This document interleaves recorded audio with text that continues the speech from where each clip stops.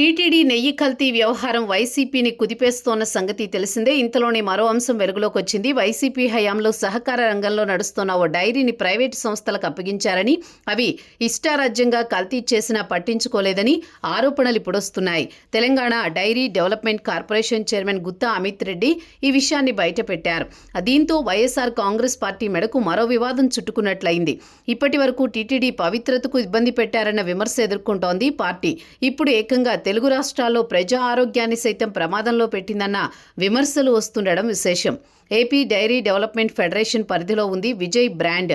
దీంతో దీని వినియోగం హక్కులను నిబంధనలకు విరుద్ధంగా ప్రైవేటు వ్యక్తులకు, ముఖ్యంగా గుజరాత్కు చెందిన మేఘనా ఫుడ్స్ వంటి సంస్థలకు వైఎస్ఆర్ కాంగ్రెస్ పార్టీ హయాంలో కట్టబెట్టారు అన్న విమర్శలున్నాయి.